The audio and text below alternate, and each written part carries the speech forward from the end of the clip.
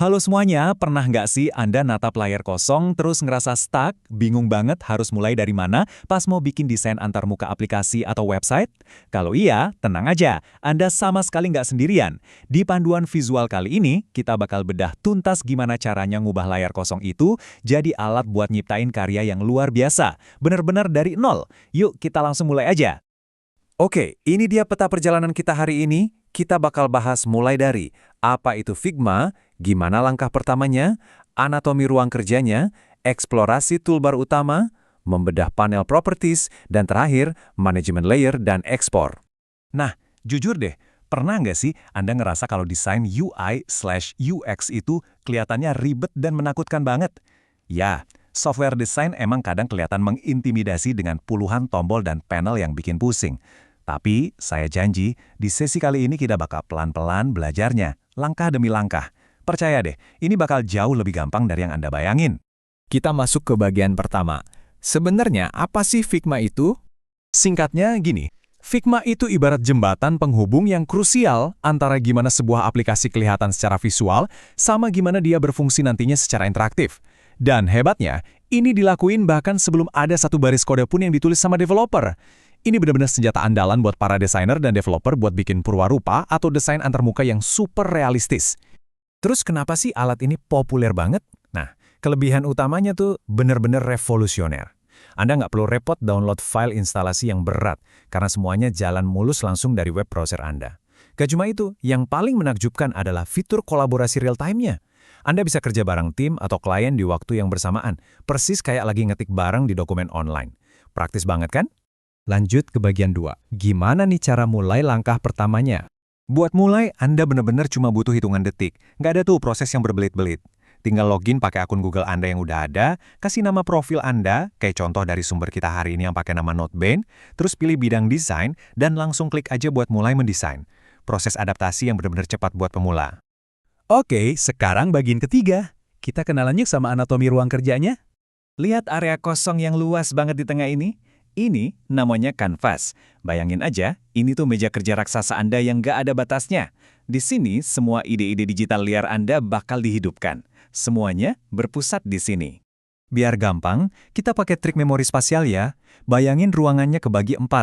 Alat-alat tempur Anda nongkrong di bagian atas, detail modifikasi ada di sebelah kanan, tempat ngatur susunan halaman di sebelah kiri, dan pastinya, area kerja utama Anda tepat ada di tengah. Kalau Anda udah ingat posisi-posisi ini, dijamin gak bakal nyasar deh. Sekarang kita masuk ke bagian keempat, eksplorasi toolbar utama. Sebelum buru-buru ngegambar berbagai bentuk, alat pertama yang wajib Anda pakai adalah frame. Kenapa ini penting? Karena frame ngebatasin area desain Anda biar pas sama ukuran layar targetnya.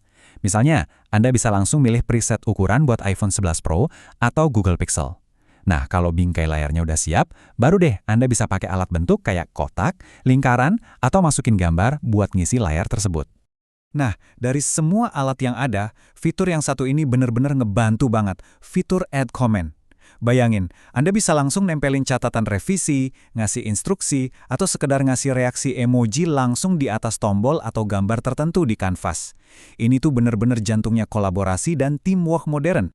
Kita geser ke bagian kelima. Membedah panel properties.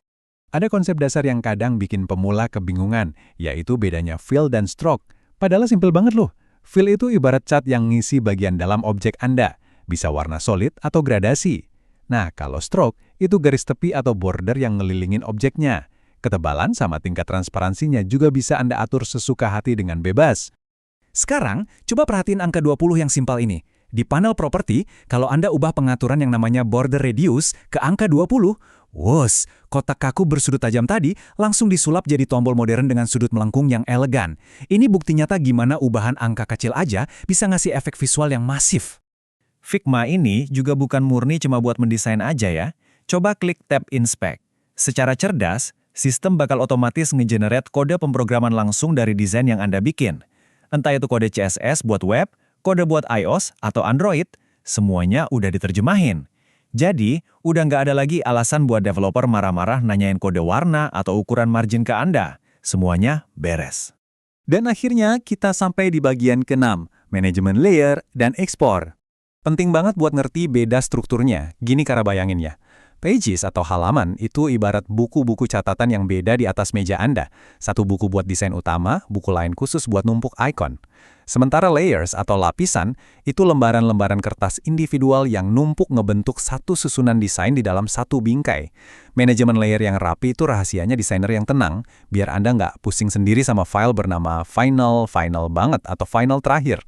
Nah, pas Anda udah siap mamerin hasil desainnya, cara ekspornya gampang banget. Pilih aja objek atau frame mana yang mau disimpan. Terus, perhatiin opsi multipliernya. Anda bisa ngekali lipat resolusinya, misal jadi 2x, biar desainnya nggak pecah pas ditampilin di layar resolusi tinggi. Tinggal pilih mau format PNG, JPG, dan semacamnya, dan Anda siap buat ngebagiin hasilnya. Sekarang, Anda udah dibekalin dengan peta fundamental buat menavigasi seluruh antarmuka ini dengan pede. Alat tempurnya udah ada, kanvas tanpa batasnya udah membentang luas. Jadi pertanyaan saya buat Anda sebagai penutup, desain luar biasa apa yang bakal Anda ciptain hari ini? Gak usah ragu lagi, buka browser Anda, siapkan kanvas pertama Anda, dan mulailah wujudin ide-ide brilian itu ke dunia nyata. Terima kasih banyak udah bergabung di sesi penjelasan kita kali ini, dan selamat berkarya.